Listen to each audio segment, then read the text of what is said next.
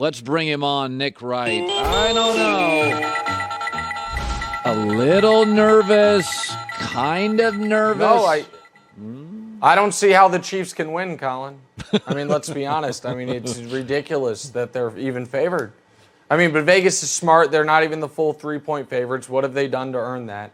I mean, the Bills scored. Have you ever seen a team score 7 touchdowns in a row in a playoff game? I mean, 20 hours later, you literally saw a team score 6 touchdowns in a row against T.J. Watt and Minka Fitzpatrick and Cam Hayward, but it was nothing like what we saw from Buffalo. I mean, no, I know you're picking the Bills. My question is Mahomes the worst quarterback left in the playoffs? I don't know. Maybe he's better than Tannehill and Garoppolo. I'm not sure, though. I really don't know. I know he's not better than Burrow in your eyes. I know he's not better than Josh Allen. I know he's not better than Brady. I know he's not better than Rodgers. Hey, you love Stafford. I don't know. I just, it's been a good run. And, Josh Allen is going to be able to add him, and these Bills are going to be adding themselves to the long list of teams that have beaten Mahomes twice in a season. That list of teams is currently 0 teams long. And I'm sure last year when Josh Allen was, the hot MVP candidate quarterback who got more MVP votes than Mahomes, and they played a playoff game in Arrowhead, and after spotting the Bills 9 points, the Chiefs went on a 38-6 run, like it was a AAU basketball tournament. That's got nothing to do with it. No, listen, it's been fun. I assume Chad Henne will probably have to play in this game. I don't see how the Chiefs can win, Colin. Yeah, how much you got Buffalo by? 14? Tell me. I know you saved, but you obviously are going to be on the Bills minus the 2. No. So how much, though? No, Or plus the 2. I'd be honest with you. I think Kansas City wins. I do. Because I have a belief. Wow! Because you're the one. Yeah, so I think Josh Allen, to this point in his career, he's still got rough edges. He still tends to be great game, followed by average, great average. Whereas I think Mahomes tends to have occasional slumps for a month, but he is, on a week-to-week basis, a more consistent high-end performer. So I like Kansas City close. So there you go. How about that? Oh, okay. All right, they're good. Well, listen, you're going to be wrong because I don't see how they can win. All right. I mean, Bills have the coaching advantage. What do they have, 3 head coaches on their staff? The enemy can't even get an interview. I mean, I don't know how they do it, but... well, it'll be you and, the fans in the stadium. No one else believes in them. But go ahead, Colin. Now, Wow, I'm really surprised. I don't like to talk about Baker too much because I come across as, petty, right? Like, I don't want to do that. So I'll give the floor to you, but it is sort of interesting that OBJ in 9 games has 6 touchdowns and has become the go-to red zone wide receiver. What did you make of the playoff performance where they doubled Cooper and the Rams were like, all right, we'll go to the other guy, and he crushed? Yeah, what I think is I do think that we should maybe, as a collective media, spend, at least 20% as much time discussing the fact that Odell Beckham Jr. in his first playoff game since the boat trip was directly responsible for all of the Rams' offensive touchdowns because he scored the first one, he had a 30-yard catch and run to set up the second one, and he threw the bomb to set up the third one. Let's spend maybe, also call it 25% of as much time talking about that as we talked about the color of his visor or the size of his watch when he was in Cleveland. Because there was a growing narrative. Odell had the one great catch, and then what else has he done? The best open to a career in receiver history other than Randy Moss. But other than that, what has he done? So, yes, I do think that this is an example where it makes Baker, and by the way, Kevin Stefanski's got to wear some of this as well, look bad. But it also does make Odell look good. And while I have not committed to memory all of your Odell takes the way I have your Baker takes, I don't think you have been maybe his biggest supporter, right, his biggest of fans. So maybe while you are taking a victory lap on Baker, you can give my pal, the kid with the yellow hair and now purple hair, or changes colors, a little bit of credit that he's still quite good. Yes. And that he is still a difference-making receiver in this league. Yes, I said on Tuesday morning, I didn't think wash, but I said he got the drops in Cleveland. He literally always had great hands, and he got the drops. And I said I underestimated the power of culture and coaching, and Stafford and OBJ. You put them with the right culture. They don't feel like OBJ has to have 19 targets. Just go make big plays. Go be great in moments. And the power of and the power of the city of Los Angeles.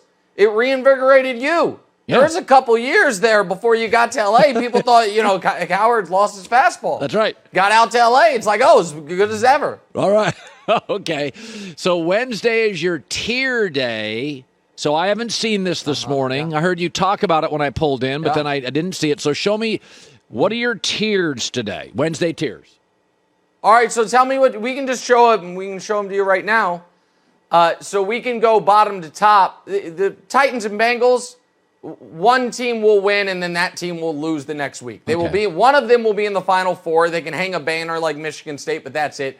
I look at the Bucs, Colin. I think it's too many games in the last 2 years. They've played more games than any team in football because they didn't have the bye last year. They don't have the bye this year. The Wirfs injury concerns me. The Jensen injury concerns me. Obviously, the wide receiver stuff. I think both NFC dogs. I heard you talking about the Packers. I think both NFC dogs this week are live dogs. I think Green Bay would have rather played anyone but San Francisco. Then there's the Bills, top of the mountain. There's two ways to look at it. One way is top of the mountain because they're the best team. They're looking down at all the peasants beneath them. The other way is Magic Mountain Josh Allen because he goes up to the top, then he plummets on down. We'll see which one it is. Yeah. And then Chiefs and Packers, I think, are the two best teams in football. So that's how I find it. What I would be most interested in is your thoughts on Bucks, where the Bucks are. I think they're banged up. I think they're tired. I think the AB thing took a little bit of their spirit. I know they looked great against Philly, but Philly shouldn't have been there. I think the Bucks could be in real trouble this weekend, Colin. Yeah, the thing that concerns me, so Chris Godwin's out, AB's gone, Tristan Wirfs banged up, Ryan Jensen banged up, so to that you're right. But I will say they took a 31-0 lead without Fournette and Ronald Jones, and I really think the key to this football team beyond Brady is Leonard Fournette, which is weird because when he came here, he was an afterthought. But when he's running, Leonard Fournette is like a different player in big games. And when he's running and Brady can throw not only out of the gun but on play action, it's a handful. But I think to your point, they got a little bit taken out of them last week, so I don't have a problem with that. So I do want to segue to this, though, because I always like to get one NBA question in because you're dynamic and love the sport. The Frank Vogel story is interesting. He's in trouble. Then there's a story yesterday. He's not in trouble. It's interesting. I don't believe he wanted Westbrook, a bad defensive player. I believe he wanted KCP and Caruso, good defensive players. But in the end, I don't think this. Now, he's got AD, a defensive player. He doesn't want to play center, and he's hurt. So I have some sympathy for Frank Vogel. This is not the roster that he really wanted. What's your take on him? Sure. Listen, I think that if we're assigning culpability for the Lakers' up to this point very disappointing season, the front office deserves more of it than anyone. I know everyone says, but LeBron's in charge. If LeBron were in charge, Ty Lue would have gotten this coaching job a few years ago. LeBron signed a contract extension prior to last year. He doesn't have the ability to kind of hold the team hostage the way he could in Cleveland. If they didn't want to trade for Russ, if they didn't want to make these moves, they wouldn't have. So I think the front office deserves the most criticism. But Vogel also, nobody is really defending Vogel. They are simply giving reasons why it's not all his fault, and it's not all his fault. But I think people want to find a reason to put this at the feet of LeBron, and so they're pretending that there's a lot of things Frank Vogel has done great this year. What's your favorite Frank Vogel moment? Let me tell you, when it took him a dozen games to realize you can't play Rondo and Westbrook at the same time. Like, that's not great. How about the fact that Steve Nash, who no one exactly is comparing to Red Auerbach, figured out 9 months ago DeAndre Jordan was washed, and he was starting him for the first 20 games of the year. That's not great. And so I don't think Vogel should be fired, at least at present. But I also think this idea that he should be untouchable because they won a championship 15 months ago, that's 2 seasons ago. Right now, LeBron James is going to win the scoring title, and you're playing 500 basketball. That's got to fall on a lot of people, and it can't just be the front office. So I do think Vogel needs to be better. All right. Yeah, I think I caught you off guard. I like Kansas City over Buffalo, but I do. I'm shocked. Yeah. Yeah, no, I do. I think like it's that. No, I mean Josh Allen's he's a beautiful piece of art. He just needs to be sandpapered a little bit, but I feel like Mahomes, I've got what I've got. I know what I'm getting every week. He has mini slumps mechanically, gets out of them, and I think he's no Burrow or Herbert or any of those other quarterbacks that you said passed him. But yeah, I mean he should be able to handle Josh Allen. We'll see. All right, See Nicky. you, Colin. Good seeing you, buddy. Nick Wright, my buddy. Hi everybody, thanks for watching. Subscribe here to get the latest from the show. Also, be sure to check out more of the best clips from The Herd or go watch a few segments from other shows on FS1.